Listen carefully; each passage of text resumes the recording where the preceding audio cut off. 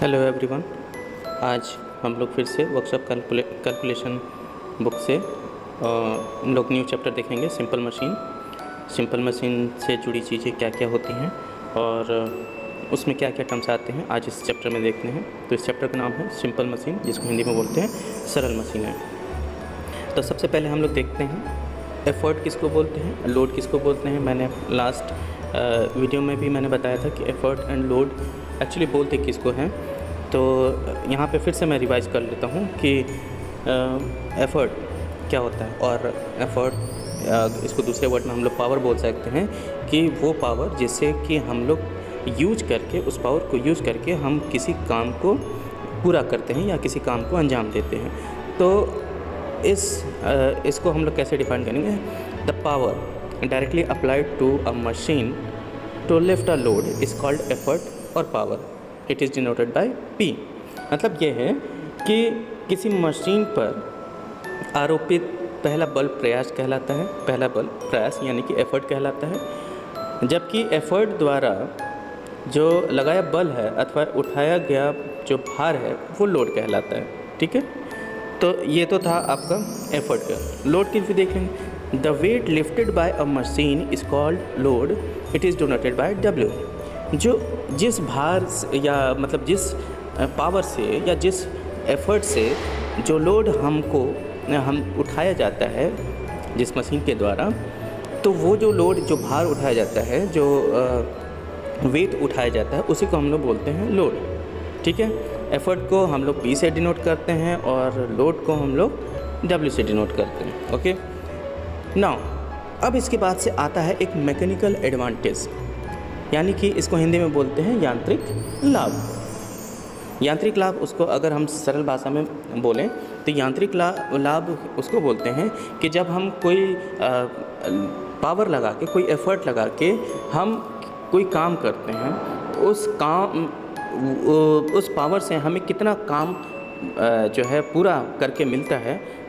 आम भाषा में हम लोग बोल सकते हैं मैकेनिकल एडवांटेज, उसी को हम यांत्रिक लाभ बोलते हैं। फिर है ऐसे अगर हम देखते हैं द रेशियो ऑफ वेट।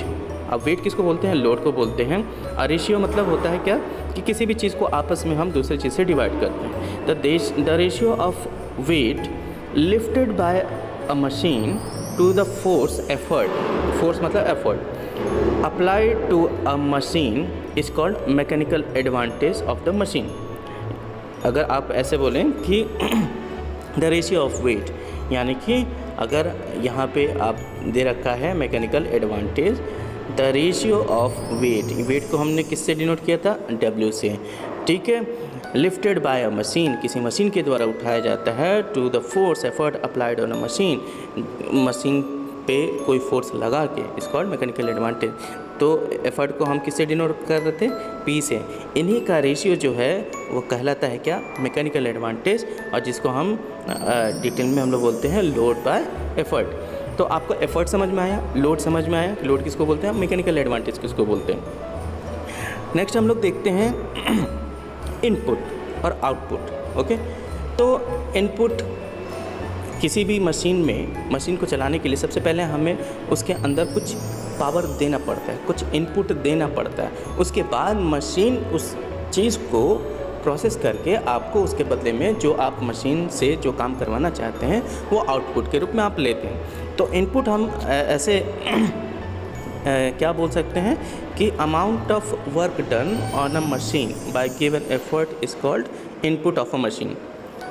यानी कि जो हम प्रयास, जो हम एफर्ट, जो पावर हम जो है वर्क डन के लिए मशीन में हम क्या करते हैं, लगाते हैं। यानी कि यहाँ पे amount of work done on a machine bye given effort, यानी कि जो हमको काम मिलता है पावर लगाने के बाद मशीन के द्वारा, उसी को हम लोग बोलते हैं मतलब मशीन का इनपुट। ठीक है, तो इनपुट इज इक्वल टू क्या होता है, एफर्ट इनटू डिस्टेंस। अब एफर्ट यानी कि क्या होता है कि कोई हमने पावर लगाया और उस पावर लगाने की वजह से जो दूरी चली, जो भी वस्तु पे हमने पावर लगाया या मशीन पे पावर लगाया और वो जो है कुछ डिस्टेंस कवर किया, यानी कि मूव हुआ एक जगह से दूसरी जगह, ठीक है, डिस्टेंस मूव हुआ, तो इन दोनों का जो प्रोडक्ट होगा वो कहला जाएगा इनपुट, ठीक है, इनपुट कहलाता है, ठीक है। अब यही चीज़ यहाँ पे आउटपुट में भी हम लोग देखते हैं, तो आउटपुट क्या बोलते हैं? Amount of work done by a machine on the load weight is called output of the machine, ठीक है। जो लोड पे यानी कि जो भार पे हमारा वर्क डन जो है क्या बोलते हैं लगता है, जो मतलब amount of work done by machine on the load, यानी कि लोड पे जो हमारा काम होता है वो क्या होता है, आउटपुट उसको हम लोग बोलते हैं, उसको हम लोग क्या बोलते हैं, हाँ, मशीन का आउटपुट बोलते हैं, ठीक है। अब ये क्या होता है, जैसे कि हमने इनपुट पे हमने देखा था कि इनपुट पे क्या कहते हैं, हमने पावर लगाया था, तो पावर और उसके द्वारा तय की गई दूरी, ठीक है, DI मान लें, हैं। ऐसे ही आउटपुट है हमारा, तो आउटपुट जब हम लगाते हैं, ठीक है, आउटपुट हम निकालते हैं, तो आउटपुट पे क्या होता है, तो आउटपुट पे भी हम जो भार है और उस भार के द्वारा जो दूरी तय की जाती है उसी को हम लोग क्या बोलते हैं, आउटपुट। इनपुट पे क्या है कि हम प्रयास लगाते हैं और प्रयास के द्वारा जो दूरी तय की जाती है उसको हम लोग इनपुट बोलते हैं, और आउटपुट पे जो भार के द्वारा तय की गई दूरी होती है उसी को हम आउटपुट बोलते हैं। तो इनपुट और आउटपुट में डिफरेंस समझ में आया। ये एक ही मशीन के लिए ये क्या कहते हैं, दो अलग अलग चीज़ें टर्म्स यूज होती हैं, ठीक है। तो इस बात का हम लोग ध्यान रखेंगे। तो इनपुट और आउटपुट में आपको डिफरेंस अभी समझ में आ गया होगा। नेक्स्ट देखते हैं एफिशिएंसी। एफिशिएंसी का हम लोग फार्मूला जानते हैं, एफिशिएंसी इक्वल टू क्या होता है, ये इसको हम लोग ईटा बोलते हैं और एफिशिएंसी को हम लोग इसी सिंबल से हम लोग डिनोट करते हैं। तो एफिशिएंसी होता है output divide by input, output और डिवाइड बाय इनपुट, ठीक है। किसी भी मशीन के लिए एफिशिएंसी हम लोग को जब निकालना होता है तो वही है the ratio of output of a machine to the input of machine is called its efficiency, okay। now अब हम लोग देखते हैं एफिशिएंसी हमने निकाल लें, क्या हुआ एफिशिएंसी।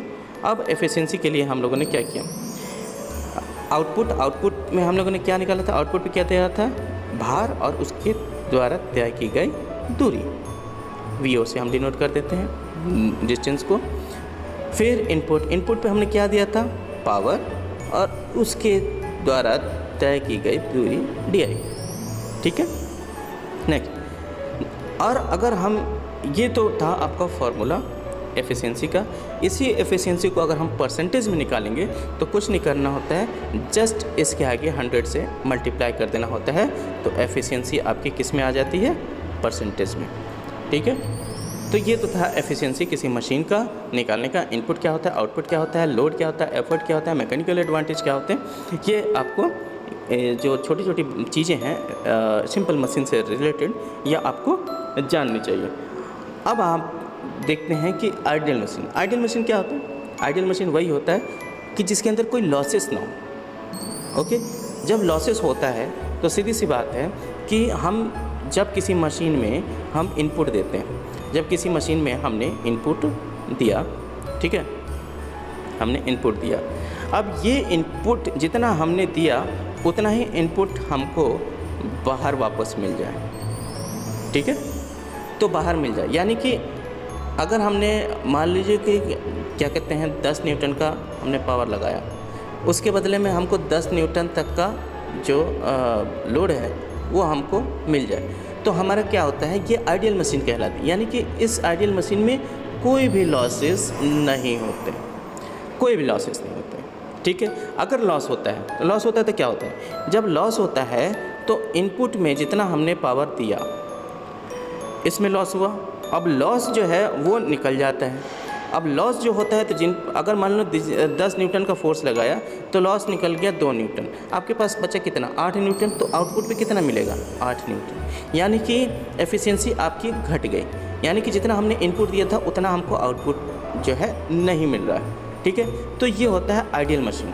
ठीक है। और आइडियल मशीन का एफिशिएंसी क्या होता है? 100। कहते हैं ना किसी मशीन के लिए कि इसकी एफिशिएंसी जो है बहुत अच्छी है, 100% है।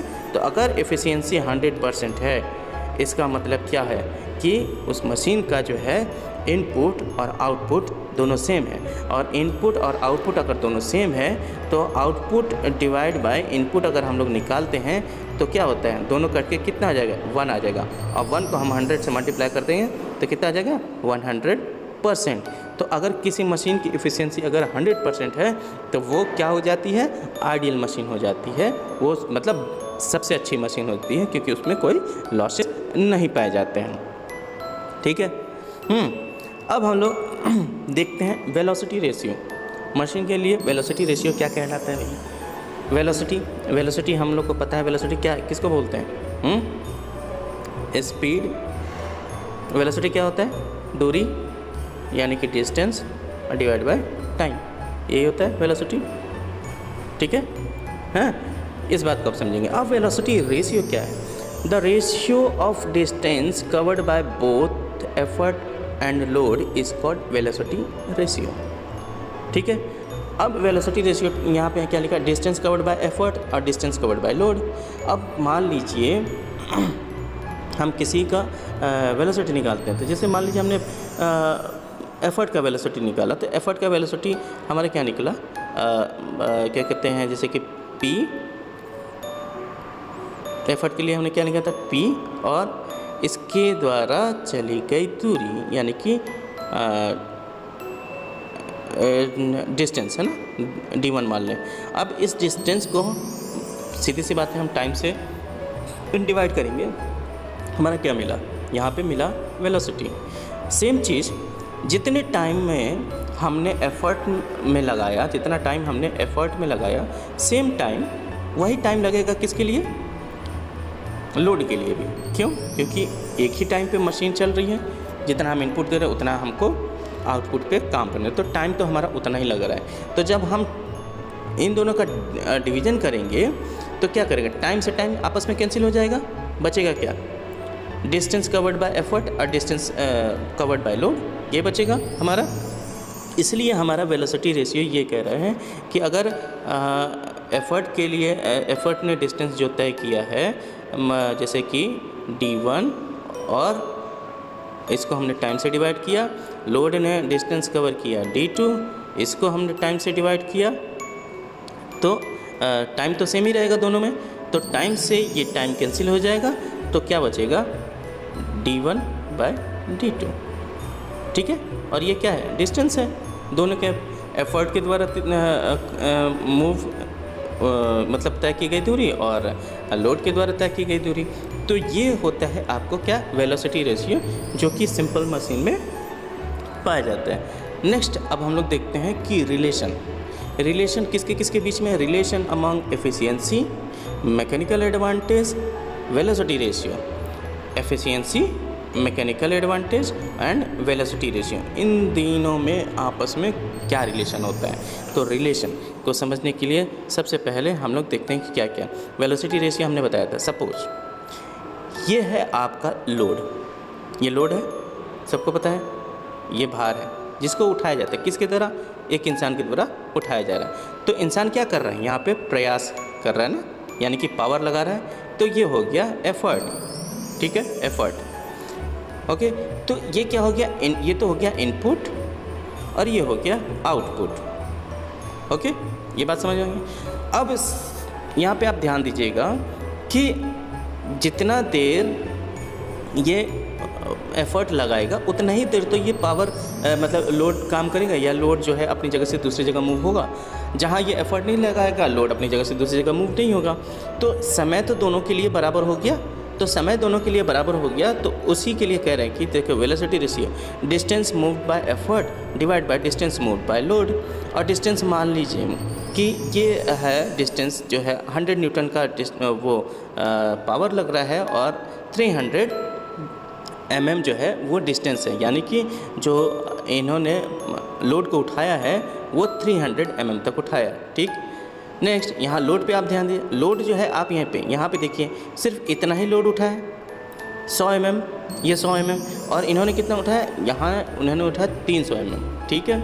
यहाँ पे 300 न्यूटन का न्यूटन का फोर्स लग रहा है, यहाँ पे 100 न्यूटन का फोर्स लग रहा है, ठीक है। तो यहाँ पे टाइम से टाइम कैंसिल हो गया, तो अब बचा सिर्फ डिस्टेंस। तो डिस्टेंस यहाँ पे 300 mm डिवाइड बाय 100 mm, जिसकी वजह से आपका क्या हमारा वेलोसिटी रेशियो मिलता है 3:1 का। यानी कि ये अगर 3 पार्ट उठाएंगे तो ये एक पार्ट ही उठेगा, ठीक है। या ये एक पार्ट इसको उठाने के लिए, एक भाग उठाने के लिए, 1 mm उठाने के लिए इनको 3 mm उनको उठाना पड़ेगा, उनको उसके लिए प्रयास करना पड़ेगा, ठीक है। तो ये तो था वेलोसिटी रेशियो, इसको ये चीज़ इससे आपको समझ में आ गई, हाँ। अब दूसरी चीज़ देख लेते हैं, फिर अपने आप पर रिलेशन आपको समझ में आता जाएगा। तो अब यहाँ पे देखिए, यहाँ पे क्या है कि ये लोड है, यहाँ से ये फल्क्रम है, फल्क्रम से लोड की दूरी कुछ है, ये मान लीजिए आउटपुट है और ये इनपुट है, तो DI/DG। तो इनपुट पे हम एफर्ट लगाते हैं, आपको हमेशा पता है। अब सीधी सी बात है, इनके बीच की जितनी दूरी होगी, ये जो है इनपुट डिस्टेंस उतना कवर करेगा। सेम चीज़ यहाँ से इस फल्क्रम से लोड की जितनी दूरी होगी उतना ही ज़्यादा आउटपुट डिस्टेंस कवर करेगा, हैं। तो यहाँ पे यही है कि इनपुट डिस्टेंस और ये आउटपुट डिस्टेंस सेम, जैसे वेलोसिटी रेशियो के लिए हमने बताया था। नेक्स्ट हम लोग देखते हैं फिर क्या।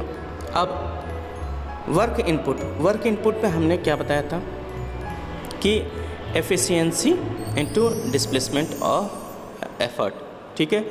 Work output load into displacement of load, ठीक है। तो ये आपका क्या हो गया, DE। इनपुट पे हमने क्या किया, एफर्ट लगाया, ठीक है। ये हाँ एफर्ट लगाया, और आउटपुट पे हमने क्या, लोड दिया। ये एफिशिएंसी की जगह, सॉरी आप लोग एफर्ट ध्यान दीजिएगा, ये जो है एफर्ट है, एफर्ट, ठीक है। इस चीज़ को आप लोग ध्यान दीजिएगा।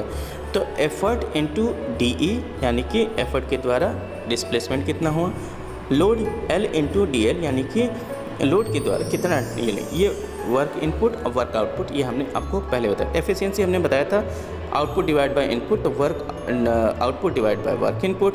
अब इसका जो चीज़ है हमने यहाँ पे लिया, तो आउटपुट पे क्या निकला, L इंटू DL, यहाँ पे L इंटू DL है, E इंटू DL, ये तो एफिशिएंसी था। तो जो डिस्टेंस है, ठीक है, अगर हम इसको क्या कर लें, क्रॉस मल्टीप्लिकेशन करें एफिशिएंसी के साथ, तो एफिशिएंसी ये जो है 1/, अब ये जो देखिए यहाँ पे अगर क्रॉस मल्टीप्लिकेशन तो DE एफिशिएंसी, यहाँ पे मैं फिर से समझा दे रहा हूँ, ये है एफिशिएंसी और ये है L इंटू DL, ठीक है, और एफर्ट इंटू DE, ठीक है। अब हम इसको क्रॉस DE को इधर लाएं, तो ये हमारा हो जाएगा DE डिवाइड बाय DL, ये नीचे आ जाएगा, इंटू एफिशिएंसी, और हो जाएगा L by E, load by क्या, एफर्ट। ओके, इतना समझ में आ गया। और ये क्या है, DE divide by DL efficiency. अब ये देखिए, ये हो गया एफिशिएंसी, और ये डिस्टेंस तय की गई दूरी बाय एफर्ट, और डिस्टेंस जो है जो कंप्लीटेड बाय लोड, ठीक है। तो इसको हमने क्या बोला था, वेलोसिटी रेशियो, ये हो गया एफिशिएंसी, और लोड बाय एफर्ट को हमने क्या बोला था, मैकेनिकल एडवांटेज। अब यहाँ पे मैं क्लियरली आपको फिर से समझाता हूँ नेक्स्ट उसमें। ये देखिए, लोड बाय एफर्ट को हम लोग क्या बोलते हैं, mechanical advantage. Distance covered by effort और डिस्टेंस कवर्ड बाय एल, इनके रेशियो को हम लोग बोलते हैं वेलोसिटी रेशियो। और मैकेनिकल एडवांटेज डिवाइड बाय क्या कहते हैं, वेलोसिटी रेशियो को हम लोग बोलते हैं एफिशिएंसी। तो यहाँ पे हमारा फिर आपका फॉर्मूला आ जाता है कि mechanical advantage is equal to efficiency into velocity ratio. तो ये होता है इन तीनों में आपस में रिलेशनशिप। तो ये है एफिशिएंसी, मैकेनिकल एडवांटेज और वेलोसिटी रेशियो। तो मैकेनिकल एडवांटेज होता है एफिशिएंसी इनटू वेलोसिटी रेशियो, या एफिशिएंसी आप निकाल देंगे तो mechanical advantage divide by velocity ratio. इन तीनों को आप इधर उधर करके, तीनों कोई भी दो चीज़ रहेगी तो तीसरी चीज़ अपने आप पता चल जाएगी। तो ये इस चैप्टर में अभी तक के लिए यहाँ है, ये तो फर्स्ट पार्ट था। तो सेकंड पार्ट में हम लोग इससे जुड़ी चीज़ें देखेंगे, जैसे कि पुली हो गया, कुछ सिंपल मशीनें देखेंगे, जैसे पुली हो गया, ठीक है। फिर उसके बाद से लीवर हम लोगों ने देख ही लिया था, फिर भी एक बार हम लोग देखेंगे। तो ये कुछ फिर उसके बाद से हम लोग ये देखेंगे क्या, गियर, ठीक है। तो ये सारी चीज़ें हम देखेंगे नेक्स्ट पार्ट में। तो आज के लिए सिर्फ इतना ही। Thank you.